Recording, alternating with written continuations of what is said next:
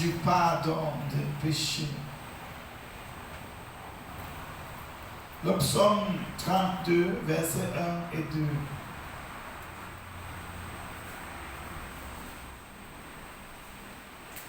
Le psaume 32, le verset 1 et le verset 2.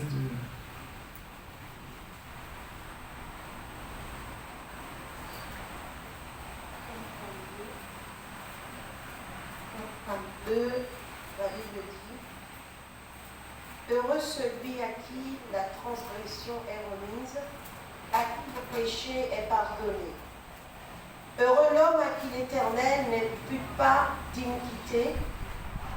Heureux l'homme à qui l'Éternel n'impute pas d'iniquité et dans l'esprit duquel il n'y a point de fraude. Alléluia. Heureux celui à qui la transgression est remise. Heureux, heureux celui à qui la transgression est remise, à qui le péché est pardonné. Heureux l'homme à qui l'Éternel n'impute pas l'iniquité et dans l'esprit duquel il n'y a point de fraude. L'esprit de l'homme le soutient dans la maladie. L'esprit de l'homme est la partie qui fait que l'homme soit en communion avec Dieu. Alléluia. L'esprit de l'homme met l'homme en relation avec Dieu. Quand Dieu vient en nous, il demeure dans notre esprit. Alléluia. Et nous servons Dieu dans notre esprit. Dieu est esprit et nous l'adorons dans l'esprit. Amen. Donc, si notre esprit est en conflit avec Dieu, s'il y a une fraude en nous, il n'y a pas une vraie communion. Et nous voyons ici, dans le monde, la course du bonheur. Tout le monde veut le bonheur, n'est-ce pas? Tout le monde veut le bonheur. Mais est-ce que le bonheur, c'est l'argent? Est-ce que le bonheur, c'est la renommée? Est-ce que le bonheur, c'est le matériel? La Bible nous dit ici là que heureux l'homme à qui la transgression est remise. Donc le bonheur, alléluia, vient lorsque l'homme qui a transgressé la loi, cet homme-là, Dieu retire la conséquence de son péché. Est-ce que nous sommes ensemble? Il dit heureux l'homme à qui la transgression est remise.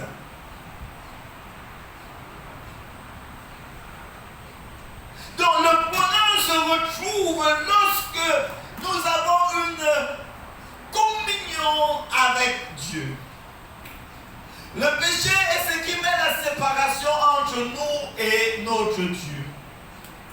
Le péché est ce qui éloigne l'homme de son Créateur. Le péché est ce qui sépare l'homme de Dieu. Et étant séparé de Dieu, on ne peut pas trouver le bonheur en dehors de Dieu. Est-ce que nous sommes ensemble? Il n'y a pas de bonheur en dehors de Dieu. Lorsque quelqu'un est en conflit avec une autre personne, si tu as un problème avec ton mari ou avec ta femme ou avec ton frère, la communion ne passe pas, n'est-ce pas? Le dialogue n'est pas efficace. Et parfois même on se fuit. On ne se confronte pas. On n'arrive pas à se regarder face à face. Parce qu'il y a une transgression, il y a un conflit. il y a un antagonisme entre nous. Et à cause de ça, on s'évite.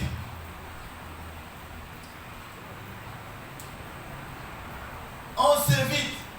Et si même il y avait quelque chose de bon que je pouvais te donner ou que tu pouvais me donner, on ne peut pas l'échanger, on ne peut pas le partager. Parce qu'il y a un conflit entre nous. Il y a un antagonisme entre nous.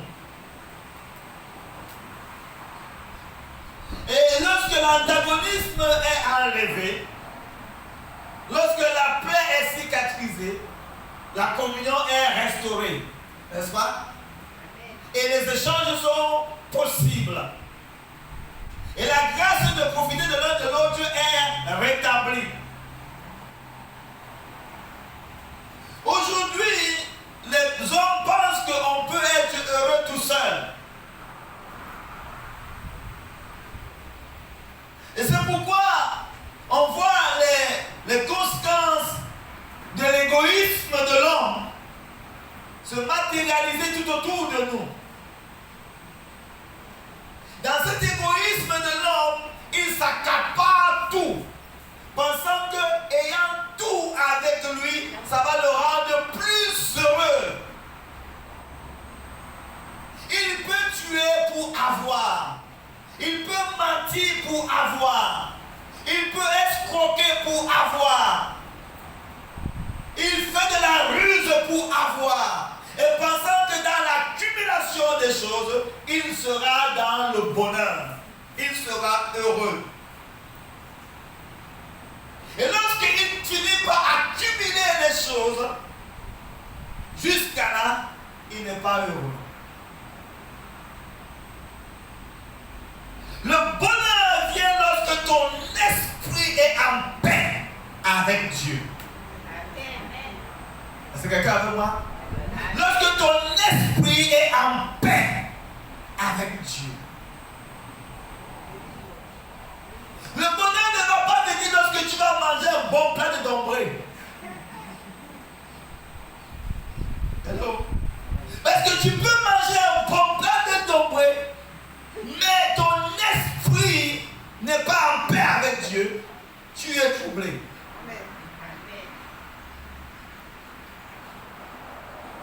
Tu es troublé. Et quand tu n'es pas en paix avec Dieu, toute autre relation est hypocrite.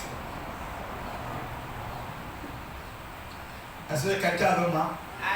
Lorsque l'homme n'est pas en paix avec Dieu, toute autre relation qu'il peut avoir, c'est une relation hypocrite. Et c'est pourquoi, dans les relations humaines, cherchant à avoir le bonheur, il peut y avoir du plaisir, mais le plaisir n'est pas le bonheur.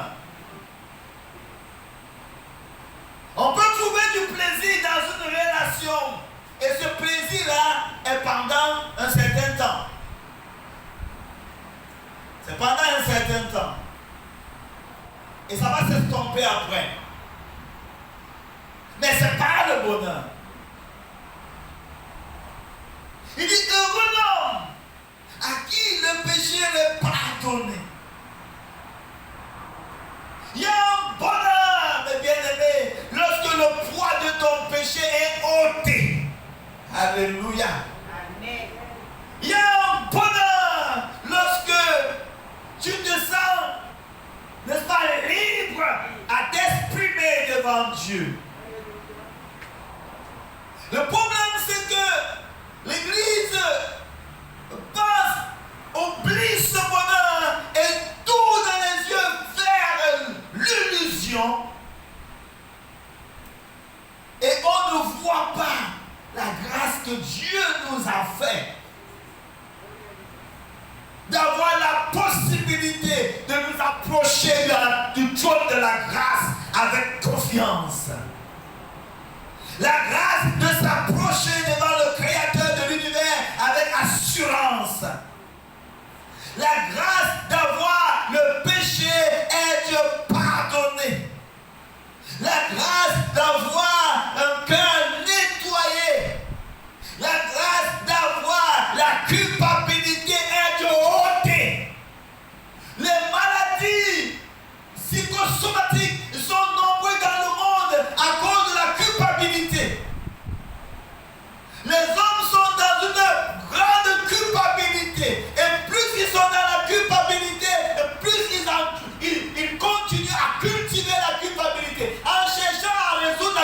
culpabilité, ils ajoutent la culpabilité. Ils ajoutent la culpabilité. Parce que l'homme, étant dans la culpabilité, essaie de boire, de fumer, de courir dans la perversité, dans le but de noyer la culpabilité. Mais la culpabilité ne se noie pas, ça s'élève davantage. Et ça ajoute la culpabilité. L'homme avait la culpabilité d'avoir trahi sa femme. Il est allé boire, maintenant il a la culpabilité d'avoir bu. Et après maintenant, il est allé se droguer. Il a la culpabilité de se droguer. Maintenant la culpabilité de trahison, la culpabilité de boire, la culpabilité de la drogue, la culpabilité d'aller maintenant vouloir même commettre un meurtre. Et quelqu'un rempli de culpabilité ne transmet que la culpabilité. L'héritage que Dieu nous a donné d'extrême, l'héritage la plus haute que Dieu nous a accordé, c'est le pardon du péché. Est-ce que quelqu'un veut moi? Le pardon du péché. Le pardon du péché. Quelqu'un dit le pardon du péché. Le pardon du péché. Le pardon du péché. Mais bien aimé, quelque chose de formidable. Quand quelqu'un t'en veut, tu es coupable envers quelqu'un qui t'en veut de quelque chose. Et que tu sais que cette relation-là était chère à toi. Et qu'un beau matin, la personne vient te dire, je te pardonne. Qu'est-ce que ça te fait? Ça t'enlève un poids. Parce que la relation t'était chère. Et tu veux rentrer dans la relation que tu avais. Mais tu as fauté, tu as fait quelque chose de mauvais. Et restant dans ton coin, tu ne fais que pleurer et soupirer après le retour à la normale. Et nous sommes ensemble. Et tu ne sais pas comment tu pourras ramener la chose. Tu pourras réparer le préjudice. Tu ne sais pas comment. Tu n'as pas de possibilité à réparer le préjudice. Et subtilement, la personne vient te dire, ne t'inquiète pas, je te pardonne. Alléluia. L'héritage la plus puissante que Dieu ait donné à l'humain, c'est la grâce du pardon. L'héritage la plus puissante que Dieu ait donné à l'humain, c'est la grâce du pardon. La grâce du pardon des péchés. La grâce du pardon de la transgression. La grâce du pardon de l'iniquité. L'homme a péché contre son Créateur. L'homme a péché contre son Dieu. Et à cause de son péché, il est devenu misérable. À cause de son péché, il s'est éloigné de Dieu. À cause de son péché, il a été victime des conséquences. Et il est jour et nuit cherchant des solutions par lui-même. Et l'ennemi ne fait que l'enfoncer. Et les gens cherchent des solutions dans le yoga, dans l'hindouisme, cherchent des solutions dans toute espèce de fausse religion, dans toute espèce de pensée positive. Ils cherchent des solutions. Mais toutes ces solutions, mes bien-aimés, c'est le problème du péché. Toute la bataille que les humains et les nations font, essaye de recréer un paradis. Quand l'homme n'arrive pas à s'approcher de Dieu, il crée un paradis qui ressemble au paradis qu'il a quitté. Il essaie d'agrémenter le paradis à son niveau. Il essaie de créer de l'ambiance à son niveau. Mais cette ambiance, elle ne tue pas. Cette ambiance, elle ne tue pas. C'est pourquoi les hommes cherchent des contacts et des alliances avec le diable pour chercher comment faire pour rendre la terre forme de paradis. Les humains essaient de faire comme ils peuvent pour essayer de résoudre le problème du péché par leur propre méthode. Essayer de créer une forme d'harmonie, d'ambiance avec eux-mêmes pour noyer le péché. Et d'autres croient même qu'il n'y a pas de jugement, il n'y a pas de péché. Alors noyons-nous davantage. Non, fermez les yeux de croire qu'il n'y a pas de radar. Alors ne va pas exclure le radar. Alléluia. Mettre la tête dans le sable, faire le truc, ne va pas enlever la conséquence. Donc l'homme essaie de résoudre le problème du péché en disant que l'enfer n'existe pas. Il essaie de résoudre le problème du péché en disant que même Dieu n'existe pas. Il essaie de résoudre le problème du péché en disant que c'est normal, nous sommes faits comme ça. Alors continuez parce que nous sommes faits comme ça. L'homme essaie de résoudre le problème du péché en créant une forme de vie parallèle à la vie que Dieu avait prévue pour lui. Avec les artifices du bonheur. Mais bien aimé, Dieu nous a donné tout ça cadeau. Le pardon du péché. Alléluia. Quelqu'un dit le pardon du péché. Le pardon du péché. C'est un privilège extraordinaire. Un homme à qui le péché est pardonné.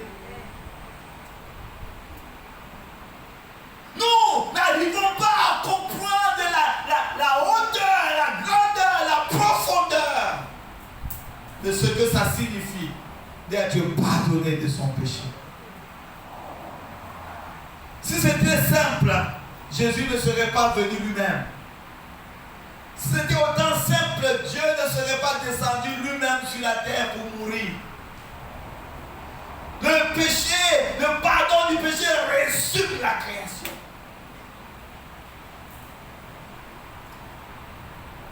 Dieu dans sa grâce nous a pardonné. Le poids qui écrase l'homme. La solution se trouve dans le pardon du péché. Le poids qui s'apprécie sur l'homme dans toutes ses formes, spirituelles comme physiques.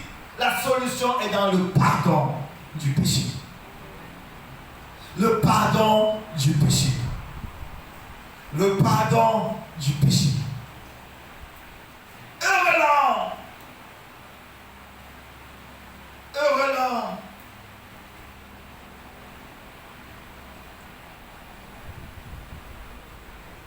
À qui le péché est pardonné. Heureux l'homme à qui l'Éternel n'impute pas l'iniquité. Et dans l'esprit duquel il n'y a point de fraude. Matthieu chapitre 12. Et nous lisons à partir du verset 9 à 15. Nous parlons ce matin de la grâce du pardon du péché devant une incrédulité criarde, une incrédulité flagrante, une incrédulité bouleversante, une incrédulité choquante, révoltante.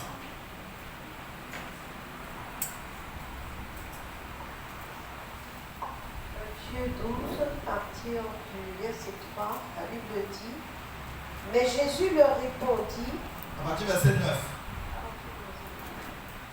étant parti de là, Jésus entra dans la synagogue. Et voici, il s'y trouvait un homme qui avait la main sèche. Ils demandèrent à Jésus: Est-il permis de faire une guérison les jours de sabbat? C'était afin de pouvoir l'accuser.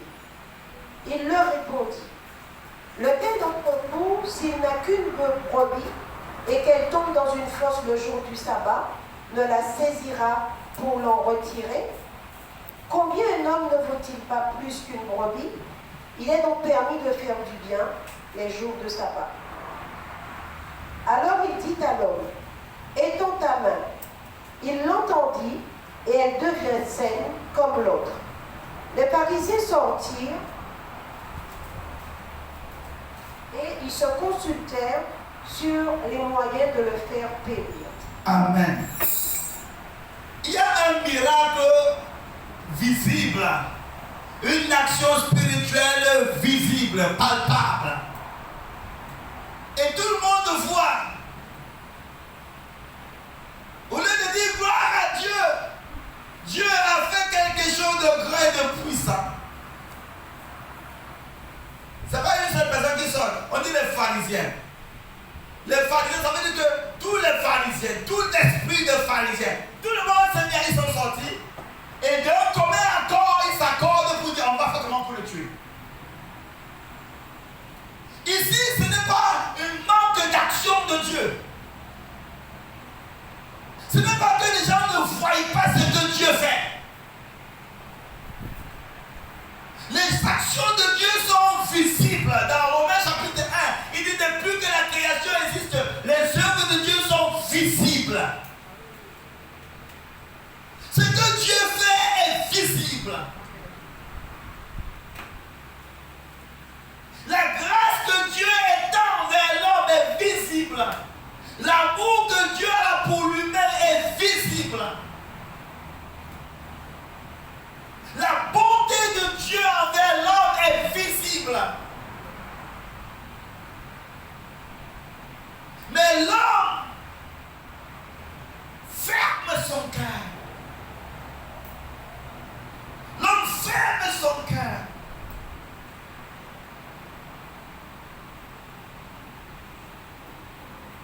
Vous voyez,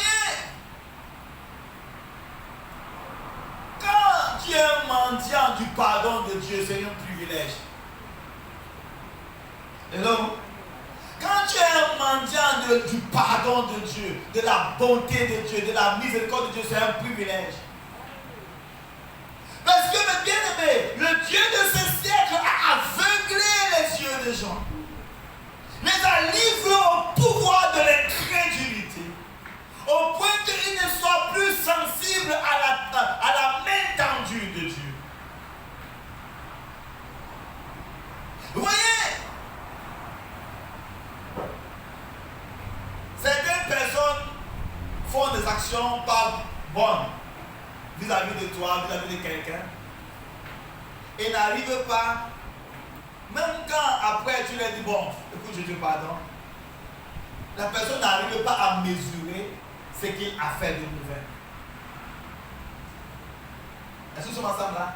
Il n'arrive pas à mesurer l'action qu'il a fait de mauvais. Il fait quelque chose de mauvais, c'est toi qui es la victime. Mais à la fin, la personne fait comme si c'était toi le coupable. Est-ce qu'il parle à quelqu'un? C'est toi qui es la victime. Mais la personne tourne l'affaire là. À la fin, c'est toi qui es le coupable.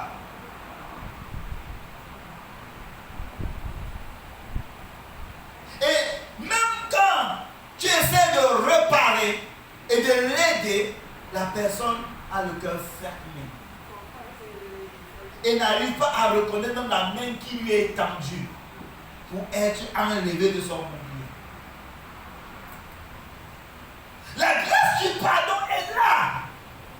Mais qui accède à cette grâce? L'univers est tenté de périr, pas parce que la solution n'est pas présente.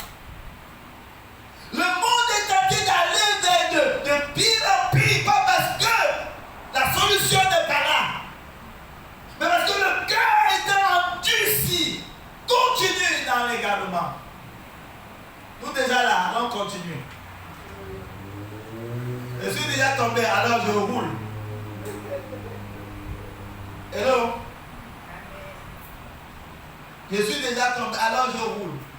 Donc, c'est tellement difficile alors de se tourner et dire j'ai mal fait. C'est plus facile de dire j'ai mal fait, je continue dans le mauvais.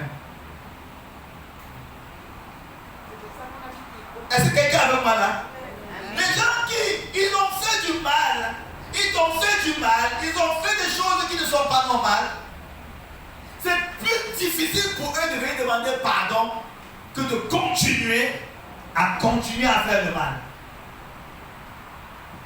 Même la provision pour que tu n'aies pardon est disponible. Mais c'est tellement lourd de dire pardonne-moi. C'est pourquoi même dans les familles, on voit des choses terribles se passer. terribles se passer. Les gens préfèrent que même le gouvernement gagne une maison que de donner ça à quelqu'un, de pardonner quelqu'un qui vont prendre. Ils préfèrent même que leur bien familial soit détruit complètement que de chercher la paix. Comme c'est lui qui doit signer, il préfère dire je ne signe pas. C'est mieux que le gouvernement prenne. Donc la dureté du cœur de l'homme n'est pas parce que Dieu n'a pas pourvu la solution. Le monde ne continue pas dans l'égarement, dans les ténèbres, pas parce que Dieu n'a pas donné la solution. Le cœur de l'homme est mauvais. Est-ce que quelqu'un veut moi là? Le cœur de l'homme est mauvais. Même devant la solution qui est visible, le cœur reste fermé. Le cœur reste fermé. Et Dieu a créé l'homme avec un libre arbitre, avec la capacité du choix, avec la capacité de décision. Les hommes, Dieu manifeste sa bonté. Il guérit le malade. Il a dit pas, oh, il était malade. Ça c'est vraiment bien que maintenant il est guéri. Les gens ils vont se consulter. On fait comment pour le tuer? Regardez la méchanceté de l'homme. On fait comment pour le tuer? Les actions de Dieu sont visibles. Mais l'homme est méchant. L'homme est méchant. Regardez les gens, ils donnent leur vie à Jésus.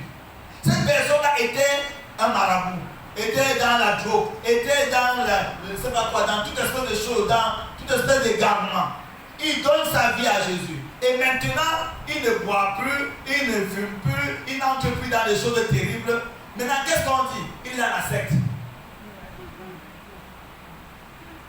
Maintenant, qu'est-ce que les gens disent? Donc, quand il était égaré, là, il buvait, il roulait au sol, il roulait dans la rue, il faisait des choses abominables. Les gens étaient plutôt contents, je veux dire. Maintenant, quand lui est sorti, il devient maintenant responsable. Il est devenu témoin. Il est dans la secte. On se dit, mais comment les hommes voient? Ils voient le noir blanc, le blanc noir. C'est quoi le truc? Le cœur est endurci au point de ne même pas voir ce qui est bien pour toi. Le cœur est endurci au point de ne même pas voir ce qui peut te sauver. Marc chapitre 2, verset 9 à 10. Il y a une incrédulité criarde dans le monde, une incrédulité flagrante. Les bontés de Dieu sont visibles, mais le cœur reste fermé. Marc chapitre 2, le verset 9 et le verset 10.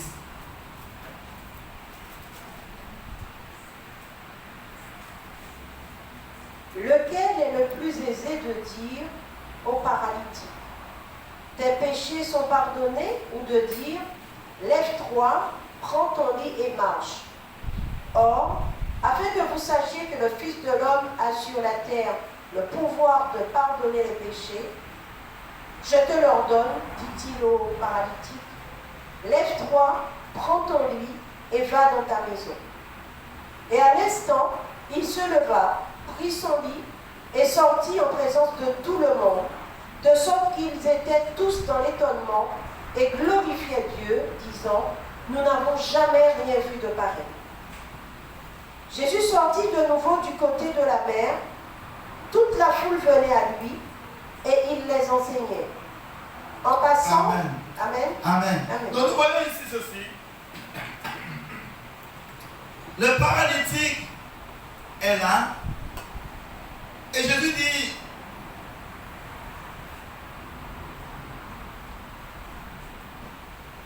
on dit, verset 6, dit qu'il y avait là quelques scribes qui étaient assis et qui se disaient au-dedans d'eux, comment cet homme parle ainsi? Il blasphème. Qui peut pardonner le péché si ce n'est Dieu seul? Et Jésus, connaissant ce qui est dans leur esprit, plus aisé de dire à l'homme, au paralytique, tes péchés te sont pardonnés, ou de dire, lève-toi, prends ton lit et marche. Est-ce que quand Jésus parlait de ça, c'était en fonction des syllabes? Est-ce que c'était des syllabes? Est-ce que c'est plus aisé de dire, tes péchés sont pardonnés? Ou de dire, lève-toi, prends ton lit et va dans ta maison. Est-ce que Jésus disait, c'est trop lourd de faire une longue phrase? Les syllabes sont très longues. Oh, c'est trop lourd que de dire, lève-toi, prends ton lit et va dans ta maison. Il y a beaucoup de syllabes. On a dit, tes péchés sont pardonnés. Il y a moins de syllabes. Mais est-ce que c'était en fonction de la taille des syllabes que Jésus parlait? Il dit que c'est plus aisé. C'est meilleur.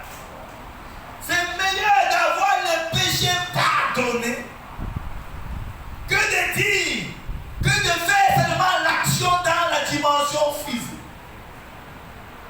L'action du pardon du péché est plus importante. Alléluia. Que seulement la guérison dans la dimension physique. Il y a eu un prix lourd. Alléluia. Plus important pour le pardon du péché que seulement la guérison physique. Donc les actions dans le physique, que ce soit même le miracle, mais bien aimé, est rien du tout. Les actions dans le physique, même ressusciter un mort, n'est rien du tout. Les actions dans le physique, donner la vue aux aveugles, faire marcher les paralytiques, faire parler les muets, entendre les sourds, c'est rien du tout par rapport au pardon du péché. Parce que quelqu'un peut être ressuscité de mort, mais son péché ne lui est pas pardonné. Et à la fin, il est péri. Quelqu'un peut être guéri de toute forme de maladie, mais son péché ne lui est pas pardonné. À la fin, il est détruit. Est-ce que quelqu'un avec moi là? Ça coûte quelque chose à Dieu de plus grand pour le pardon de nos péchés. Que seulement combler nos besoins physiques et temporels. Et c'est pourquoi on met beaucoup l'accent vers la résolution des problèmes temporaires que vers l'action d'un péché pardonné. Hello? On met l'accent pour dire, Seigneur, guéris-moi de ma maladie. On met l'accent pour dire, Seigneur, résous mon problème de ceci et de cela. On met l'accent pour dire, Seigneur, réponds à mes besoins, j'ai besoin de ci, de ça. Mais on ne met pas l'accent pour dire, Seigneur, j'ai besoin d'être pardonné. Alléluia. J'ai besoin d'être pardonné. C'est quelqu'un avec moi? Amen. J'ai besoin d'être pardonné.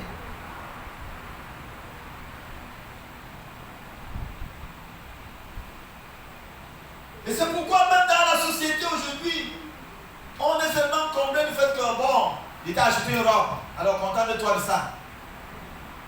Il t'a acheté une maison, c'est bon là. Mais on ne met pas la conscience de dire, est-ce que je suis en paix avec toi? Hello? Est-ce que je suis en harmonie avec toi? Dans les profondeurs de l'harmonie, de la joie, de la paix qu'on peut avoir avec quelqu'un n'est pas important. Ce qui est important, c'est que tu as une maison quand même, tu as une voiture quand même, tu es... Hello? Il t'a amené au McDo quand même.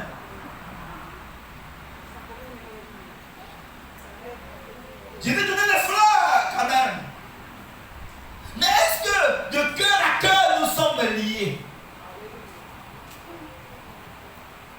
Est-ce que de cœur à cœur nous sommes liés? Cette puissance-là, cette dimension d'intimité et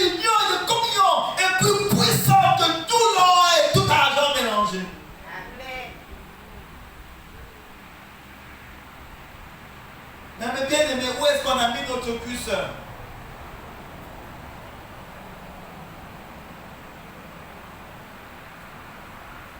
Même dans l'église, les gens ils viennent, ils vivent une vie n'importe comment.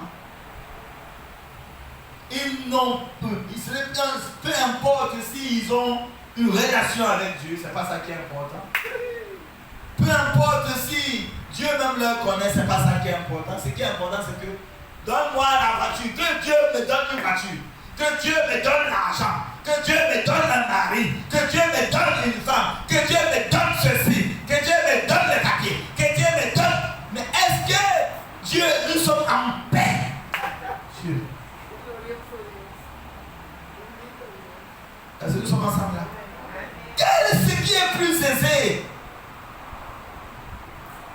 En disant tes péchés sont pardonnés, c'est quelque chose de plus haut que seulement de dire lève-toi, prends ton lit, va chez toi. Avoir le péché pardonné. Mais bien aimé, même si tu es paralysé, tu es en paix avec ton Dieu. Est-ce que quelqu'un est avec moi là? Avoir les péchés pardonnés, même si tu es sur le lit de l'hôpital, tu es en paix avec ton Dieu. Avoir les péchés pardonnés, alléluia, alléluia. Le ciel est avec toi, Dieu est avec toi, le Seigneur est d'accord avec toi, il est en communion avec toi. Bien aimé, quel que soit l'endroit où tu es, si Dieu est avec toi, c'est bon.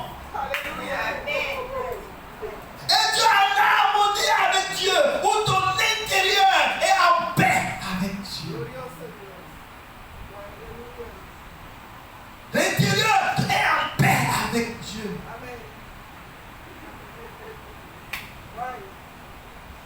On nous a aveuglés pour penser que c'est lorsqu'on a des artifices que nous sommes bien. Et c'est ainsi que les gens se sont engagés dans le combat pour avoir des artifices et détruire ainsi leur relation avec Dieu. Détruire ainsi leur relation avec leur vis-à-vis. Détruire ainsi leur relation avec leurs frères et leurs soeurs. Au détriment des artifices. Le bonheur vient quand nous sommes en paix l'un avec l'autre. Le bonheur vient quand nous sommes en paix avec le Créateur.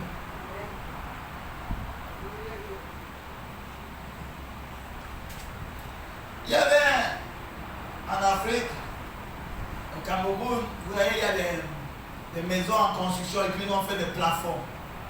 Et c'est comme le grenier ici, il y a des plafonds. Il y a une famille qui est entrée dans la maison, il y a un bandit qui était entré auparavant et puis quand il a senti que les gens venaient, il s'est caché au plafond. Et quand il s'est caché au plafond, la famille entière n'a même pas su si le bandit était là. Ils sont mis au salon tenter de parler dans l'amour, dans la paix, dans l'harmonie. Ils parlaient, ils rigolaient. Ils ont fini de rigoler, même le bandit a continué à rigoler. On a dit qu'il y a quelqu'un qui est plus, il y a un nombre en plus. Parce qu'ils ont rigolé à tuer, ils se sont arrêtés. Mais le bandit était, quand il a rigolé, qu'on a tout de descendu du plafond. Mais imaginez-vous que cette famille-là, si cette famille-là, chacun retournait, chacun allait dans sa chambre. Sans l'harmonie et la paix. Qu'est-ce que le bandit devait faire la nuit?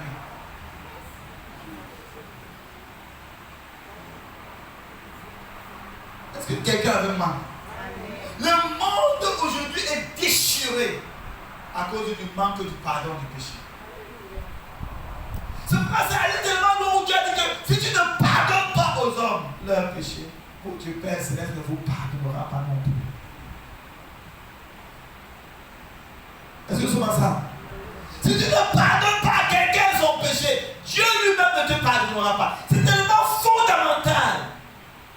Le pardon du péché. Parce que sans le pardon du péché, le monde c'est un chaos. Dans une famille où il n'y a pas le pardon, c'est une famille de chaos. Dans un foyer où il n'y a pas le pardon, c'est un foyer de chaos. Est-ce que quelqu'un veut moi là? Dans une relation où il n'y a pas le pardon, c'est une relation de chaos. Dans une nation où il n'y a pas le pardon, c'est une nation de chaos. Même si cette nation-là a tout, bien aimé, tout là peut devenir la cendre par le manque du pardon. Est-ce que quelqu'un avec moi? Vous avez connu des pays qui étaient tellement bien construits, mais le manque de pardon a rendu tout en cendre. C'est devenu un chaos. Parce que là où il n'y a pas de pardon, il y a la guerre, l'antagonisme, les rivalités, les conflits armés, les destructions. Il n'y a pas d'amour, il n'y a pas de pitié pour personne. Oh, que la grâce du pardon revienne dans la maison. Amen. La grâce du pardon revienne dans nos familles. La grâce du pardon revienne dans nos foyers. La grâce du pardon revient dans nos maisons. Alléluia. La grâce du pardon, alléluia, revient dans nos cœurs. La grâce du pardon revient dans la maison. Dieu a disposé cette grâce comme remède pour la solution des nations. Dieu a disposé cette grâce comme remède pour les familles, les foyers, les individus. Mais l'incrédulité criarde, flagrante, empêche de recevoir la grâce. Parce que l'incrédulité incline les yeux vers autre chose. Comment il fait pour pardonner? Dieu seul pardonne les péchés. Et nous sommes créés à son image. Et s'il nous a pardonné, nous devons aussi pardonner.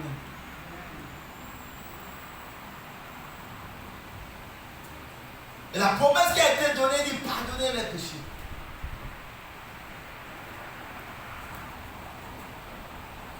Si nous ne pardonnons pas aux gens leurs péchés, ils restent dans la condamnation. Et le diable va les écraser. En leur pardonnant, nous les libérons. Alléluia. Quand nous restons dans les représailles, dans l'esprit de lourdeur et de haine permanente et perpétuelle, on se bloque nous-mêmes. Quand tu ne pardonnes pas au bourreau, tu deviens toi-même un autre bourreau. Et tu n'accèdes pas à ce qui était meilleur pour ta propre vie. Nous avons des raisons pour ne pas pardonner. Mais nous avons une raison pour pardonner. Amen. Dieu nous a pardonné. Alléluia. Alléluia. Dieu nous a pardonné. Et nous sommes gagnés par la miséricorde de Dieu. Il n'y a personne qui soit venu pour dire, moi j'étais toujours propre. Hello. Il n'y a personne. Moi j'étais toujours propre. Même avant que Jésus ne m'appelle, j'étais toujours propre. Moi-même qui suis né dans la foi, je n'étais pas propre. Hello. Et même quand je n'étais pas chrétien, j'étais toujours propre. J'étais toujours propre. Il n'y a personne. Dieu nous a tous ramassés dans la boue. Dieu nous a tous ramassés où? Dans la boue. Et si tu as besoin de la miséricorde un jour, donne la miséricorde. Si tu as besoin du pardon un jour, donne le pardon. Est-ce que quelqu'un avec moi? Amen. Il y a des gens qui disent je pardonne, mais je mets la plus chère. Je pardonne, mais c'est bon là. Je t'ai pardonné, mais c'est bon là. Tu restes chez toi, je reste chez moi. Je te pardonne là, mais c'est toi-même qui vas commencer à faire ton repas. Hello? Comme qui dit ça? Je te pardonne, mais c'est toi-même qui vas entrer à la cuisine. C'est comme ça que ça va se passer. Je t'ai pardonné, tu as dit que mon repas n'était pas bon. Je t'ai pardonné. Mais désormais, c'est toi qui vas faire le reste. Quel pardon? Ah, c'est pas le pardon. Vous voyez, même David a pardonné Absalom. Mais il a dit, je ne veux pas voir ta tête. Et ça a fait développer dans le cœur d'Absalom l'animosité. Et Absalom est devenu un faiseur de coups d'État. Et le royaume a été divisé. Parce que le pardon n'était pas complet. C'est quelqu'un avec moi? Si vous ne pardonnez pas aux hommes de tout votre cœur, votre Père Céleste ne vous pardonnera pas non plus. Nous ne devons pas être des personnes qui marchent avec des esprits de représailles et de rancune. Je vais vous faire. Vous voyez, je me menacer maintenant là. Quand je vais arriver, je vais vous faire. Je vais vous faire.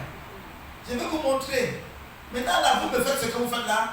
Demain, quand je serai quelqu'un, vous allez voir. Vous voyez? Donc tu prépares à être quelqu'un pour, pas pour faire ce que tu as fait, mais pour retourner à l'arrière, faire la fête des autres. Donc, tes acquisitions, ce n'est pas pour faire un travail, c'est pour résoudre un passé. Et ça fait quoi? Ça bloque. Ça bloque. La grâce du pardon. Est-ce que c'est plus aisé? Quelle est la partie la plus difficile? Est-ce seulement être guéri de nos maladies ou d'être pardonné de nos péchés?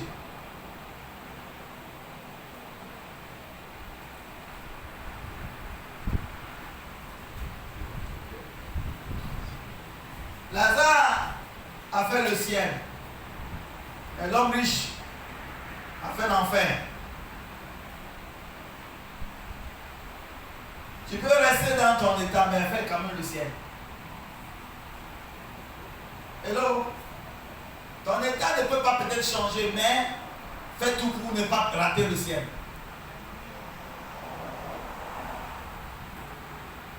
Parce que l'acharnement à changer nos circonstances font que nous oublions ce qui est essentiel, le pardon de nos péchés. Et comme nous forçons à changer nos circonstances, on accumule péché sur péché. Est-ce qu'il parle à quelqu'un? Comme on cherche à tout prix à changer nos circonstances, on fait quoi? On accumule péché sur péché. S'il faut mentir, on ajoute le mensonge sur l'incrédulité. On ajoute la ruse. On ajoute la tricherie. On ajoute ceci. Parce qu'on veut forcément changer nos circonstances. On veut changer nos circonstances à tout prix. On accumule péché sur péché. Parce que pour nous, le pardon du péché n'a pas beaucoup d'importance. C'est nos circonstances qui ont de l'importance. Et le monde nage dans cette dimension-là. Heureux l'homme!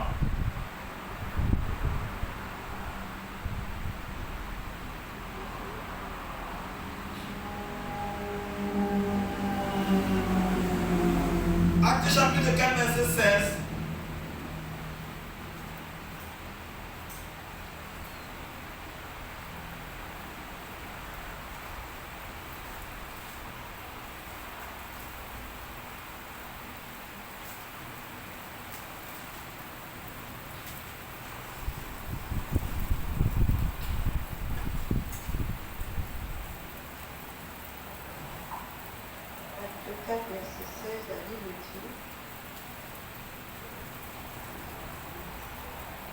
Que ferons-nous à ces hommes? Car il est manifeste pour tous les habitants de Jérusalem qu'un miracle signalé a été accompli par eux et nous ne pouvons pas le nier.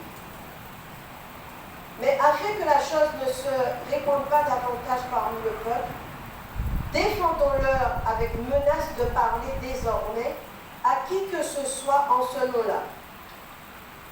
En les ayant appelés, ils leur défendirent absolument de parler et d'enseigner au nom de Jésus.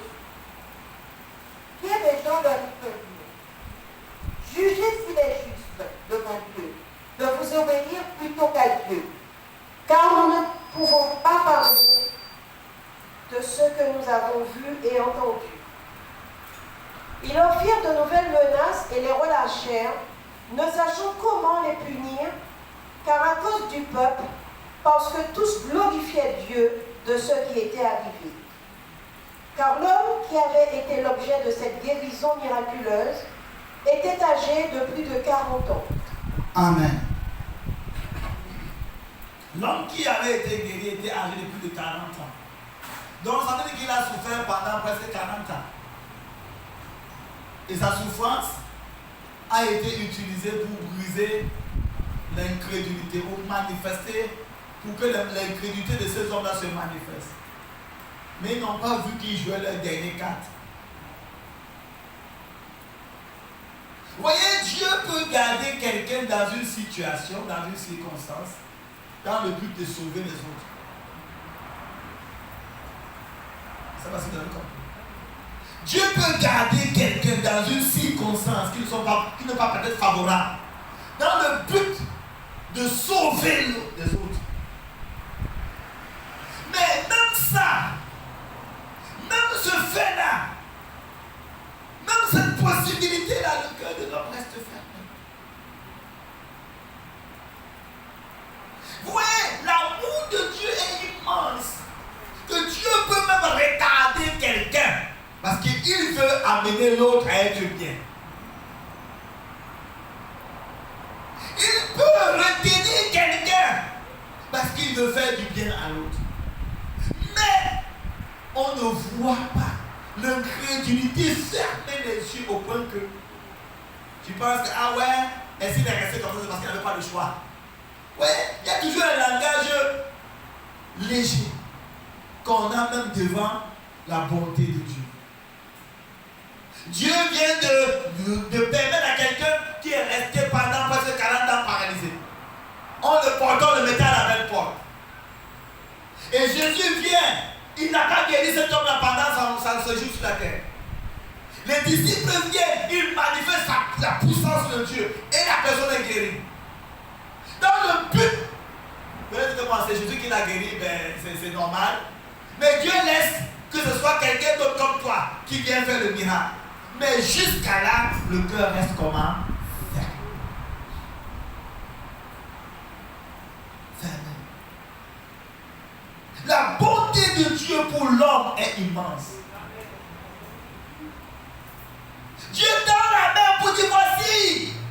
Il essaye de par toutes les méthodes pour attirer l'homme pour que le cœur change. Il retarde même quelqu'un pendant 40 ans. Parce que Dieu ne veut la mort de personne. Mais quand le miracle est fait, il a dit, on voit que le miracle est fait, mais comment on va faire pour qu'il ne continue plus? On voit. C'est pas qu'il ne voit pas, il voit. Mais comment on va faire pour qu'il ne continue plus? Alors on les interdit avec menace. L'œuvre de Dieu est visible dans le pays, mes bien-aimés. Mais les hommes sont incrédules. L'œuvre de Dieu est visible dans la vie des uns et des autres. Mais les gens le voient, mais ils sont incrédules. Incrédules. Le cœur est fermé. Alors on les interdit de continuer à prêcher en ce moment-là. Ils les manifestent qu'il y a un miracle. Mais s'ils les manifestent, alors c'est visible. Alors allons croire tout le monde. Mais ça ne suffit pas. C'était des hommes ordinaires qui voyaient que ces hommes qui étaient ordinaires des pécheurs, Dieu les a empuissancés, Dieu les a libérés une grâce. Ils sont devenus, ça veut dire que Dieu est la main de Dieu est visible. Ce n'est pas quelque chose d'humain ici. C'est quelque chose de divin. Ces gens-là, on les connaît. On les connaît. Ils n'étaient pas comme ça, c'était des pécheurs, des ignorants. Mais aujourd'hui, ils parlent avec conviction, avec détermination. Ils se font parler des miracles et des prodiges. Ça veut dire qu'il y a une main invisible de Dieu qui est là. Allons nous soumettre et croire à ce Dieu-là. Mais non. Mais non. Il faut qu'on tue la preuve. Donc quand Jésus-Christ a ressuscité Lazare, on a dit que bon, il ne faut pas seulement tuer Jésus, mais il faut aussi tuer Lazare. La personne était déjà morte, hein? Et puis on l'a ramené à la vie. On dit que comme les gens croient maintenant à partir de lui, il faut aussi qu'on tue la preuve. Ouais, l'incrédulité de l'homme est qui étaient déjà mortes que Dieu a ramenées à la vie. Parce qu'on veut tuer les preuves. Donc l'acharnement qu'on peut faire contre toi ne doit pas t'exclure à vivre ton bonheur. Alléluia. Tu dois avoir ce bonheur, vivre ce bonheur-là, parce que Dieu t'accepte. Ce n'est pas l'entourage qui va déterminer ton bonheur. C'est ta relation avec ton Dieu. Si tu attends que l'entourage détermine ton bonheur, ça ne serait pas forcément possible. Parce que quel que soit ce que tu peux faire, si Dieu n'a pas fait grâce et si l'homme n'a pas été délivré son incrédulité, il ne verra pas. Il ne verra pas. Et quelque part, si tu regardes à tout ça, ça peut te couper la continuation dans le bonheur que Dieu a prévu pour toi. Et ça peut te rendre amer au point que toi aussi ton cœur devient endurci. Que Dieu nous en préserve. Ce que dit qu'il est difficile à un homme riche d'entrer dans le royaume de Dieu. Parce qu'on se croit riche à nous-mêmes, capable à nous-mêmes. Le royaume de Dieu, c'est pour ceux qui reconnaissent leur misère, ceux qui reconnaissent leur manque, ceux qui reconnaissent leur besoin du pardon. J'ai besoin du pardon. J'ai besoin d'être pardonné de mes péchés.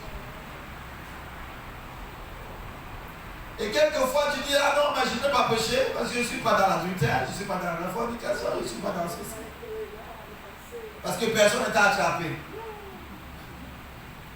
Et parce que le péché au fond de ton cœur, personne ne connaît. Mais aussi longtemps que même ces péchés au fond de ton cœur ne sont pas pardonnés, ta relation avec Dieu n'est pas bien. Et quand ce n'est pas bien, tu ne peux pas vivre le bonheur. Ça serait de l'hypocrisie. Dieu veut qu'on expérimente le bonheur. Où tes yeux scintillent le bonheur. Où ton corps relâche le bonheur. Où ta vie relâche le bonheur. Pas parce que tu as porté une veste super 100 ou super 200. Mais parce que tu es en paix avec Dieu. Même avec la peau de bête, tu es en paix avec Dieu. Et ça, c'est une richesse. C'est une richesse extraordinaire. Être en Dieu et ne pas être dans cette richesse-là, c'est un gâchis. Être en Dieu et ne pas être dans ce bonheur-là, c'est un gâchis. C'est un gâchis. Parce que si tu cherches la popularité et que tu n'as pas la paix avec Dieu, c'est un gâchis. Et tu cherches à être apprécié de tous et que tu n'as pas la paix avec Dieu, c'est un gâchis. Dieu veut nous introduire dans ce bonheur. Et pour ça, il faut que nous soyons pardonnés. Et qu'il n'y ait pas de fraude au fond de notre cœur. Que notre esprit soit en alignement avec Dieu. En paix avec Dieu. Qu'il n'y ait pas de fraude dans notre cœur. Alléluia. Que notre cœur soit en permanence dans l'union avec le Seigneur. Que nous puissions expérimenter le bonheur d'être en paix avec Dieu. Parce qu'il a pardonné nos péchés. Alléluia. Amen. Il a pardonné nos péchés. Il a effacé nos transgressions. Il a éloigné de nous nos iniquités. Et il nous donne accès à sa présence. Au trône de la grâce. Même si nos circonstances n'ont pas forcément changé, nous avons la paix avec Dieu. Et ça, c'est une grande richesse. Nous avons la paix avec Dieu. La paix avec Dieu. Allons nous lever ce matin. Qu'est-ce qui est plus facile? Est-ce que c'est le changement de nos circonstances? Ou c'est le pardon de nos péchés?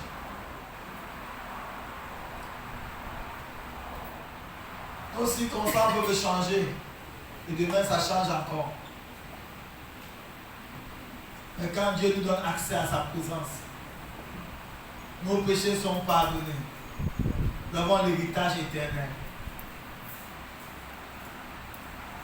J'ai besoin d'être pardonné.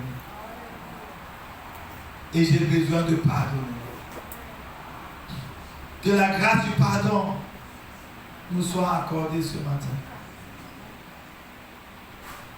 Que cette grâce du pardon pénètre nos foyers. Que la guerre s'arrête. Que la grâce du pardon pénètre nos foyers et que la guerre s'arrête. Que la grâce du pardon pénètre la vie de nos enfants et que les conflits entre nos enfants s'arrêtent. Que la grâce du pardon pénètre nos familles et que les conflits entre les membres de famille s'arrêtent.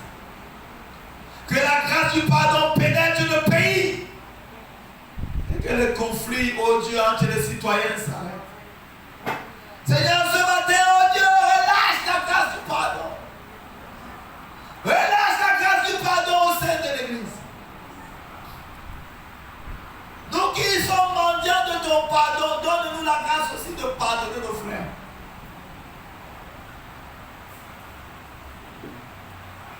Que nous pardonnons de tout notre cœur. Et que personne ne soit privé du bonheur du pardon.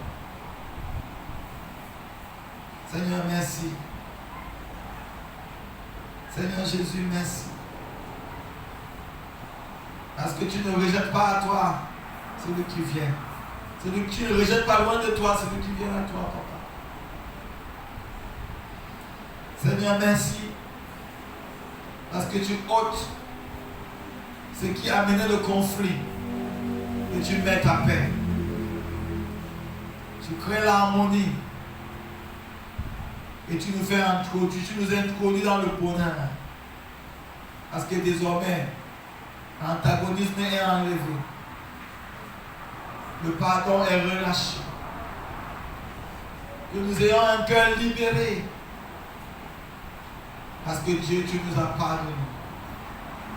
Que nous ayons un cœur libéré. Que la nation ait un cœur libéré. Que le pays ait un cœur libéré. Que l'Église ait un cœur libéré. Que nos enfants aient des cœurs libérés. Alléluia. Alléluia. Et que là où l'ennemi avait son emprise à cause du conflit. Que l'emprise de l'ennemi soit brisée. Que le joug de l'ennemi soit brisé. Que l'influence de l'ennemi soit brisée. Parce que Papa, tu nous donnes accès au pardon et au pardon véritable. Nous avons accès au meilleur de Dieu parce qu'il nous a pardonné. Nous avons accès à l'excellence de ce qui vient de notre Père parce qu'il nous a pardonné. Alléluia. L'huile d'en haut descend sur nous parce que nous avons le pardon de notre Père. La restauration est complète et totale parce que Jésus, tu nous as pardonné. Seigneur, alléluia. Ce qui était impossible hier devient possible aujourd'hui. Parce que nous avons le pardon de notre Dieu. Alléluia. Le réparateur ne prêche par excellence. Je répare les brèches dans nos vies, dans nos cœurs, au milieu de nous, parmi nous, au travers de nous.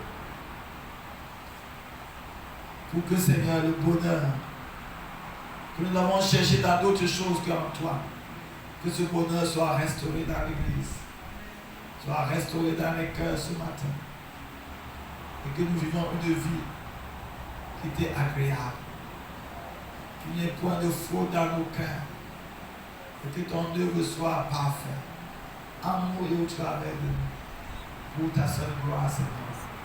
Au nom de Jésus de Nazareth. Amen.